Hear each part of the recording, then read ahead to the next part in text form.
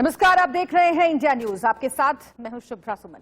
बंगाल में अंतिम चरण का मतदान अब खत्म ही होने जा रहा है।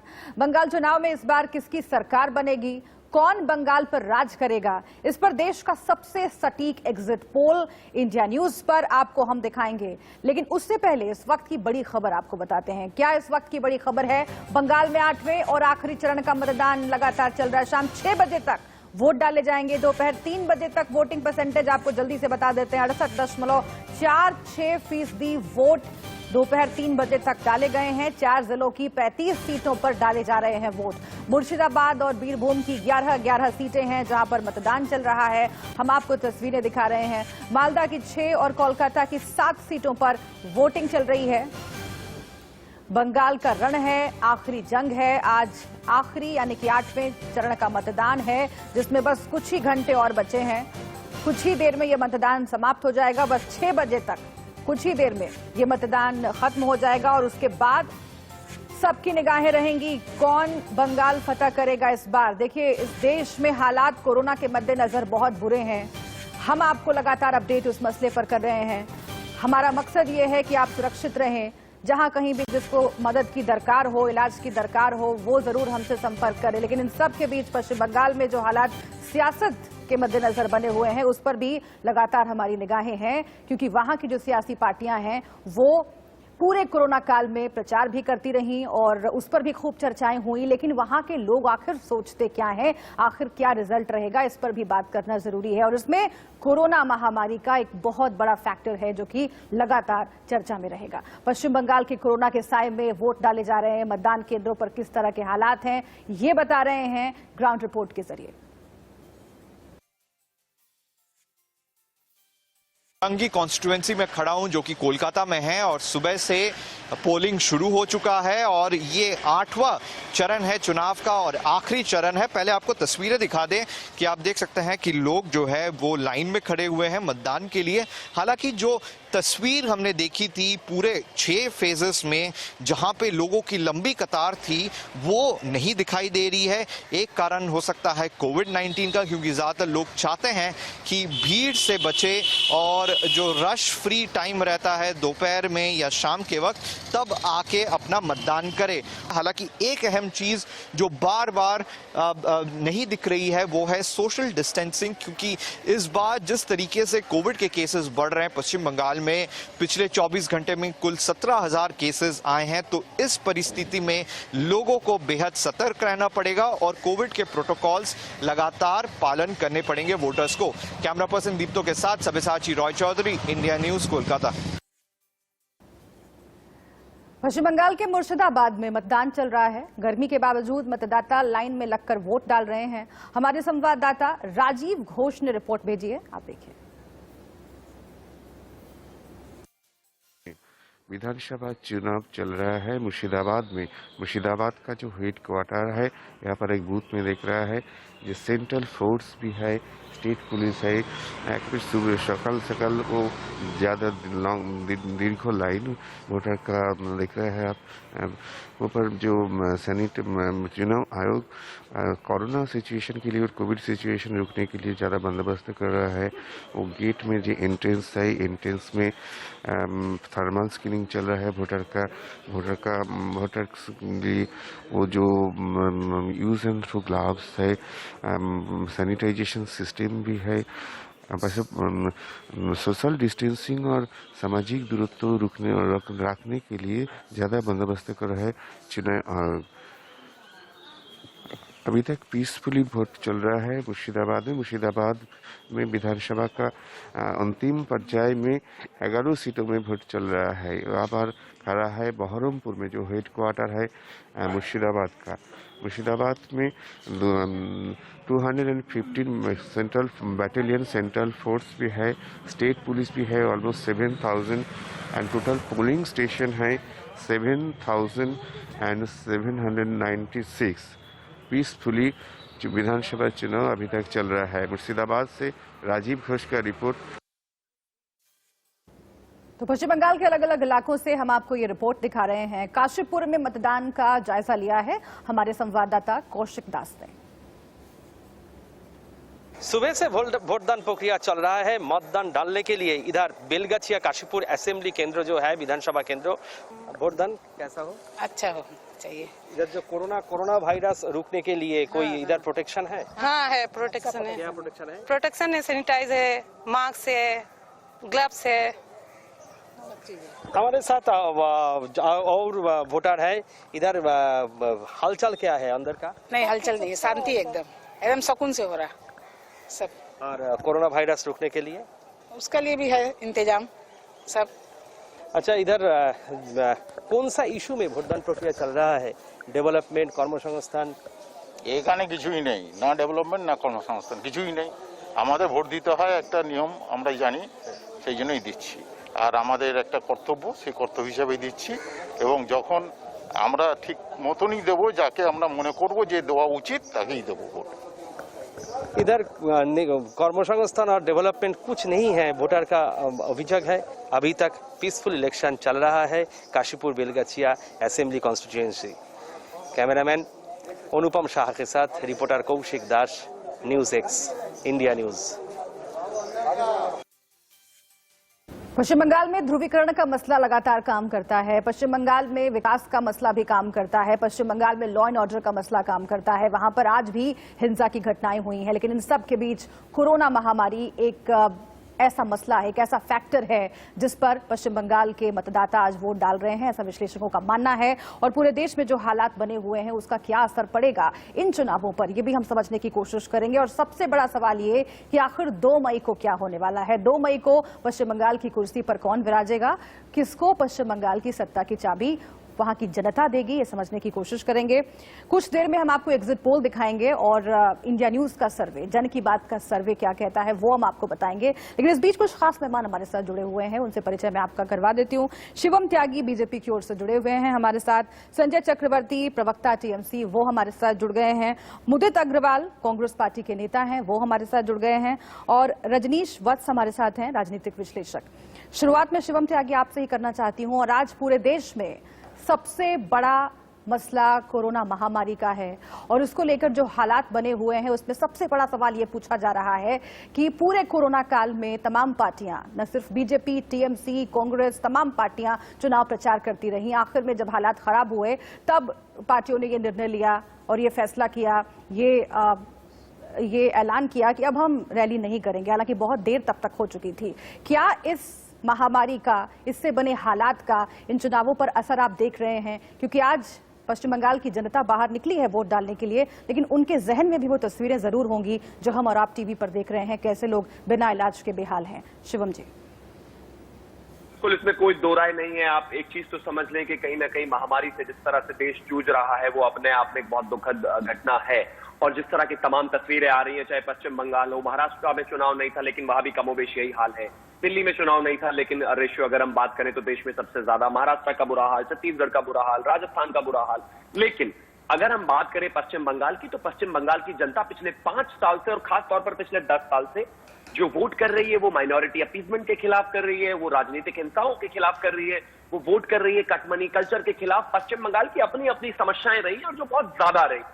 आज जो आप वोट देख रहे हैं या पिछले 7 चरणों में और आज को लगा कि 8 चरणों में जो आपने वोट देखा है वो उसी के खिलाफ हुआ है। वो वोट हुआ है पश्चिम बंगाल में जितनी हत्याएं हुई है, वो वोट हुआ है जिस तरह से स्पेशली एक माइनॉरिटी अपीजमेंट का काम हुआ है। तो उन तमाम मुद्दों पर पश्चिम बंगाल में वोट हुआ है। और 2 तारीख को जब आप वोट खुलेंगे या फिर अभी जब प्रदीप भंडारी आपके सर्वे लेकर आएंगे तो वो तमाम सारे फैक्टर्स जो है आप देखेंगे। क्योंकि जिस तरह से 10 साल, आपका आकलन क्या है, कितनी सीटें ला रहे हैं?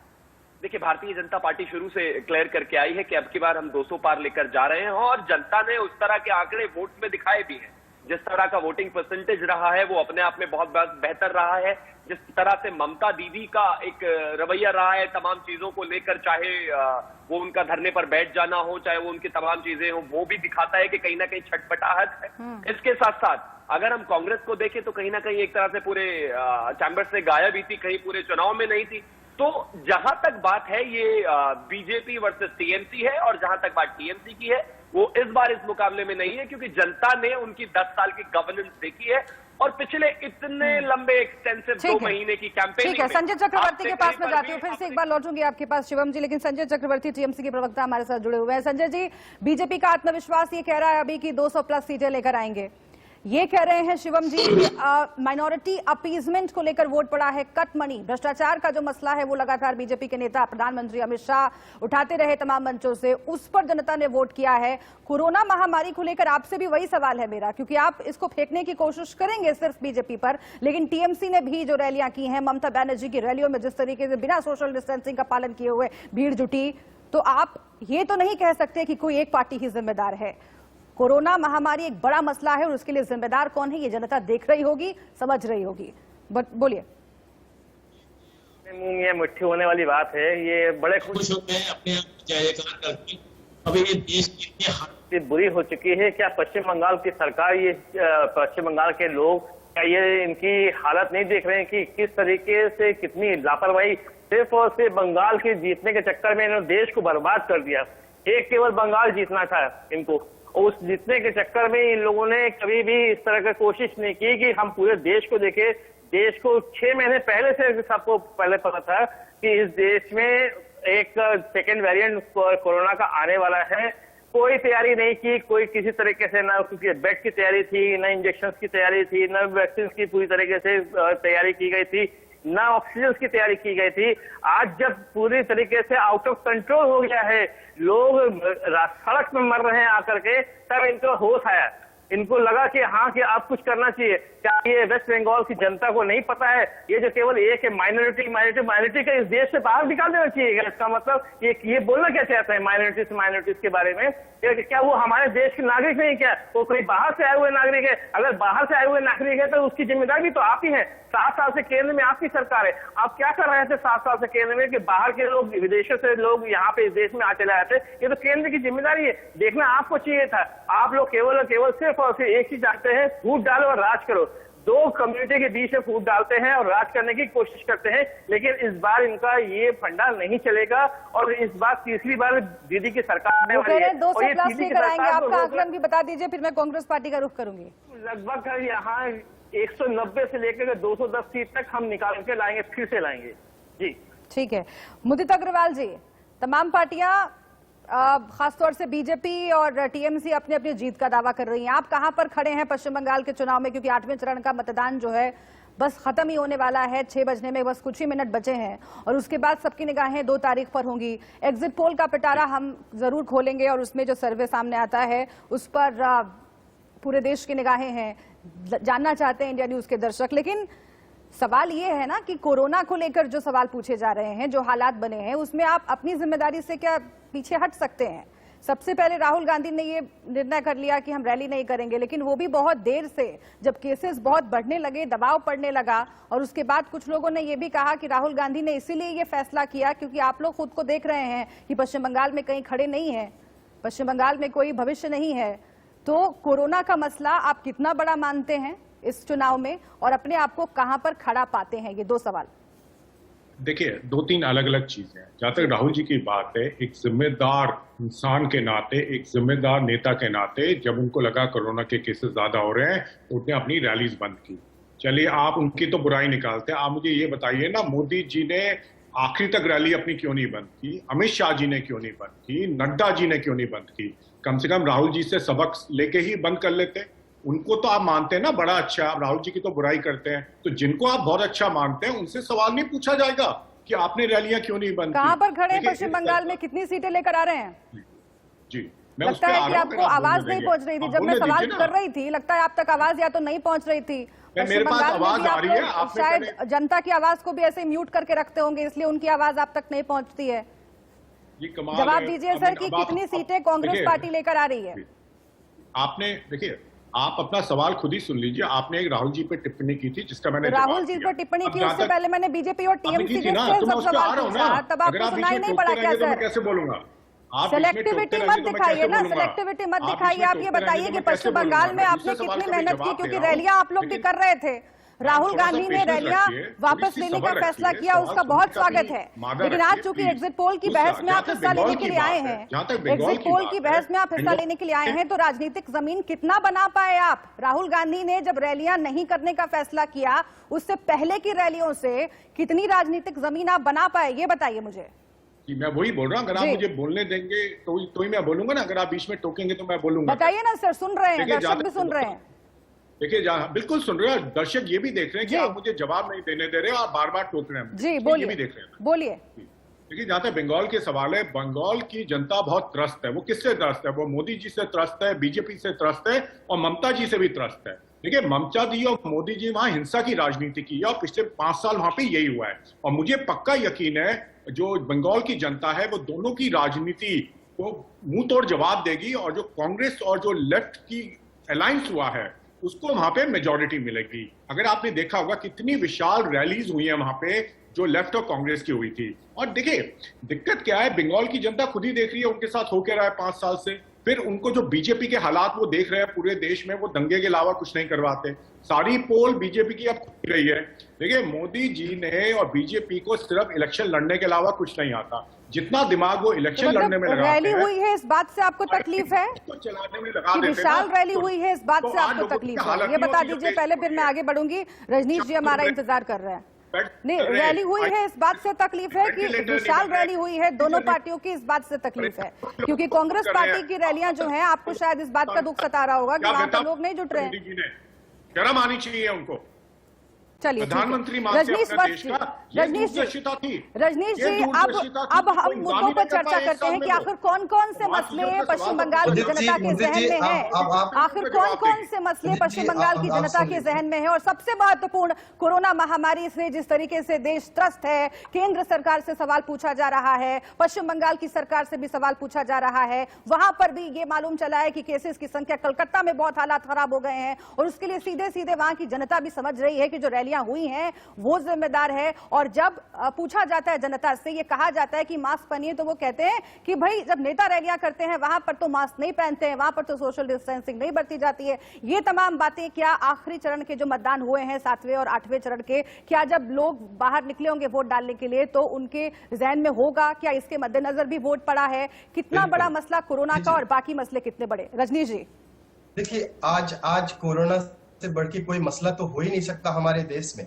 और जहां तक सवाल पूछने की बात है तो सवाल तो पक्ष से भी पूछे जाएंगे और विपक्ष से भी पूछे जाएंगे। आज मोदी जी से भी सवाल यदि कोई पूछ रहा है तो राहुल गांधी जी से भी सवाल पूछा जाएगा। जब वो कोरोना पॉजिटिव हो जाते हैं तो वो रैली बंद करना चाहते हैं। इसके पहले उन्होंने इस तरह का कोई स्टेप नहीं लिया है। और सबसे पहले मुदित अग्रवाल जी, आप बताना चाहता हूँ, अभी आप क्या बता रहे थे? अभी आप कह रहे थे कि टीएमसी से सवाल ना पूछा जाए, जिसकी 10 सरकार थी, 34 साल जिसकी वामपंथी की सरकार थी, उससे सवाल न पूछा जाए, मोदी जी से ही सवाल पूछा जाए। और हर हमेशा आज विपक्ष क्या देख रहा है कि हर हमेशा आप मोदी गाथा जो आप कर रहे हैं, सिर्फ मोदी गाथा करने से नहीं होगा। नहीं, उनको छोड़िए, उन्होंने क्या कहा वो छोड़िए ना सर। रजनीश जी, कांग्रेस पार्टी के प्रवक्ता ने क्या कहा वो छोड़िए, आप ये बताइए जो मैंने आपसे सवाल पूछा। रजनीश जी, जो मैंने आपसे सवाल पूछा कि कौन कौन से मसले काम कर रहे हैं, क्योंकि एग्जिट पोल का पिटारा आपसे कुछ देर में हम खोलेंगे और जनता की नजर है। पश्चिम बंगाल के चुनाव कोरोना काल में जैसे सरकारों ने, खासतौर से केंद्र सरकार ने और राज्य सरकार, पश्चिम बंगाल की सरकार ने जैसे इस पूरे पैंडेमिक को हैंडल किया है, उसका भी एक लिटमस टेस्ट है। क्योंकि जनता ये जानेगी, समझेगी कि आखिर किसने किस तरीके से यहाँ पर जनता की हेल्प की है, नहीं की है, अरेंजमेंट कैसा हुआ, पहले से व्यवस्थाएं कितनी सुधरी, ये जनता देखकर ऑब्जर्व कर रही होगी। हालांकि पहले के जो चरण रहे उसमें ध्रुवीकरण काम करता रहा, ये भी विश्लेषकों का मानना है। आपका मत क्या कहता है? कोरोना महामारी कितना बड़ा फैक्टर और बाकी जो मुद्दे हैं जो कि पार्टियां रैलियों में मंचों से प्रोजेक्ट करती रही, वो कितना काम करेंगे?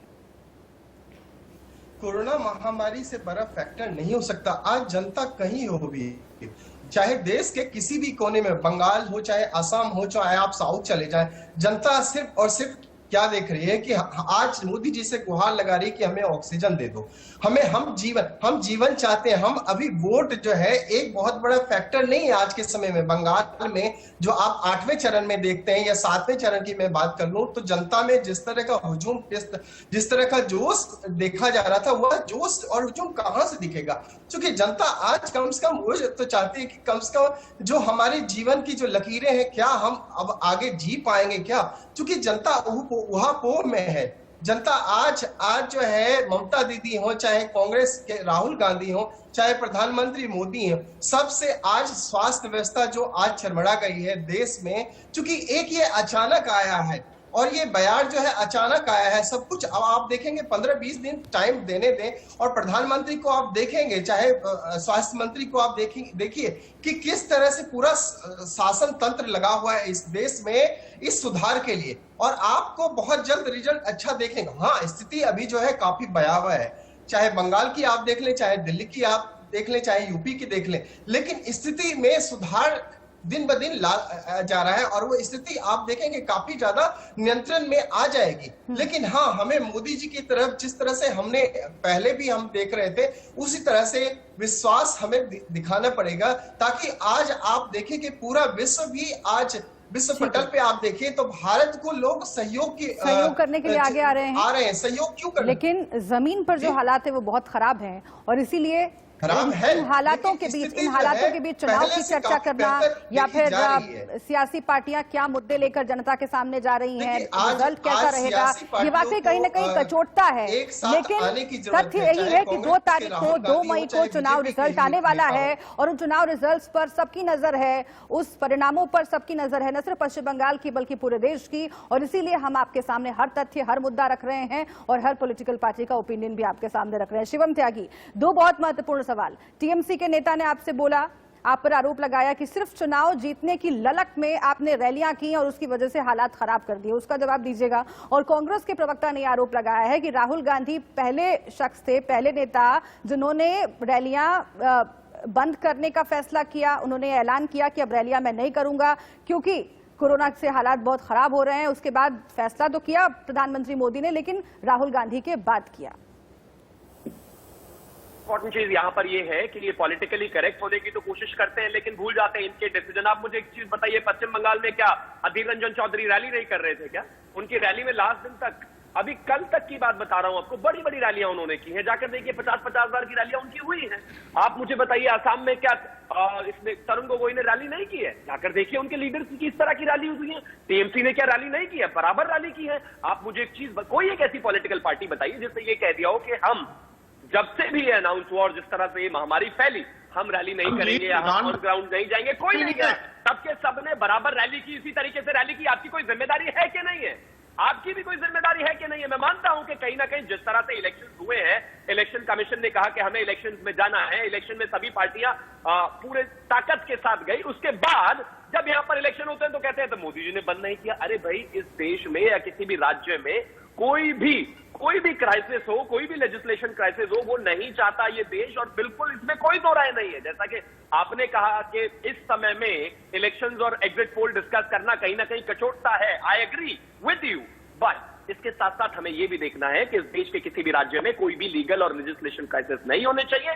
सरकार कोई भी आए, बिल्कुल मिलकर कोशिश करेंगे, प्रयास करेंगे, चीजों को आगे लेकर जाएंगे। लेकिन क्या कोई भी पॉलिटिकल पार्टी ऐसी है, चाहे वो सीपीआई हो, सीपीएम हो, एआईएसएफ हो, चाहे बीजेपी हो, चाहे बीपीएफ हो, चाहे कांग्रेस हो, चाहे टीएमसी हो, सबके सब चुनाव लड़े हैं, सबने लाखों की रैलियां की हैं। आज ये कहते हैं कि हमने नैतिकता निभाई और हमने रैलियां बंद कर दी। अरे केरला में आइकिडो तो आप ही कर रहे थे, राहुल गांधी जी क्या आइकिडो नहीं कर रहे थे? पूरे देश ने देखा है। और जहां तक बात इलेक्शंस का है, मैं फिर से यही कहना चाहता हूं, हमारे देश में आप इसको देख रहे हैं इलेक्शन से मिलाकर, क्योंकि रिजल्ट्स भयावह हैं और सिचुएशन भयावह है। लेकिन क्या महाराष्ट्र में कहीं इलेक्शंस थे? नहीं। बावजूद उसके 12.5 करोड़ की जनता पे 70,000 केसेस आए। 2.5 करोड़। मुदित अग्रवाल जी, आप जवाब दीजिए, उसके बाद संजय जी के पास पे जाऊंगी। मुदित अग्रवाल जी, सबसे ज्यादा निशाना आप पर ही साधा है शिवम त्यागी ने, जवाब दीजिए। और इनके पास जवाब तो है नहीं, देश के प्रधानमंत्री है। पॉइंट पर जवाब दिया है, पॉइंट पर जवाब दीजिएगा, इधर उधर मत जाइएगा। शर्म आनी चाहिए शिवम जी को, इसको वो डिफेंड कर रहे हैं। शर्म आने के अलावा कोई डायलॉग आपके पास है क्या? पॉइंट पर क्यों नहीं आते आप? सीधा जवाब दीजिए। मंत्री है देश के, उनको एग्जाम्पल सेट नहीं करना चाहिए था? क्या उनको ये नहीं करना चाहिए था मैं रैली नहीं करूंगा? कमाल कर रहे हैं आप। आपकी कोई जिम्मेदारी है? देश कोई जिम्मेदारी है कि नहीं है? आपने बंद कर दी जरूरी है? आपके लोगों ने बंद कर दी क्या? आपके लिए जरूरी नहीं है? लीडर ऑफ ऑपोजिशन नहीं है, उन्होंने रैलियां नहीं की, आपने रैलियां नहीं की। लोगों की आप बताइए ना, आपने गौरव गोगोई ने रैली नहीं की? आसाम में गौरव गोगोई ने रैली की कि नहीं की? वाली बात है। आपने हर जगह रैली, आपने रैली नहीं की क्या? आपने की रैलियां? आपने सबने रैलियां की भाई। रैलियां सब करते हो, इलेक्शन करते हो, बराबर का काम करते हो, शर्म आनी चाहिए। क्यों आनी चाहिए? 5 या 6 तारीख को शर्म बताइए ना, पॉइंट पर आइए। जब कोरोना फैला हिंदुस्तान में, उसके बाद राहुल जी ने कोई रैली नहीं की। सबसे पहले नेता थे। अरे अधीर रंजन चौधरी क्या आपके नेता नहीं है क्या भैया? अधीर रंजन चौधरी आपकी रैली, आप ही की पार्टी के एक व्यक्ति है, लीडर ऑफ ऑपोजिशन है, आपको नहीं पता क्या? शर्म आनी चाहिए। आपने नहीं देखी, गौरव गोगोई की रैली नहीं देखी, शर्म से आगे बढ़िए। प्रधानमंत्री से आप सवाल पूछ लें। ठीक है, ठीक है। संजय चक्रवर्ती जी, संजय चक्रवर्ती जी को दिखाइए। संजय चक्रवर्ती जी, कोरोना महामारी की बात हम लगातार बीच बीच में करेंगे क्योंकि सबसे बड़ा मसला इस वक्त यही है, लेकिन इस बात में भी तथ्य है कि जो शुरुआती चरणों के मतदान हुए पश्चिम बंगाल में, उसमें पोलराइजेशन एक बहुत बड़ा मसला रहा। माइनॉरिटी अपीजमेंट की जो बात बीजेपी करती है वो बहुत बड़ा मसला रहा, और बीच में कहीं ऐसा लग रहा था कि कोरोना एक बहुत बड़ा फैक्टर नहीं है। जैसे जैसे केसेस बढ़े उसके बाद उसकी तरफ सबका ध्यान गया। हालांकि बहुत ये चिंता की बात है, बहुत शर्मनाक बात है कि उसके बाद भी बहुत देर लगाई पॉलिटिकल पार्टीज ने अपनी राजनीतिक रैलियों को बंद करने में, और उसका असर पड़ा। लेकिन पोलराइजेशन कितना बड़ा मसला रहा, इस पर हम बात करेंगे एक छोटे से ब्रेक के बाद।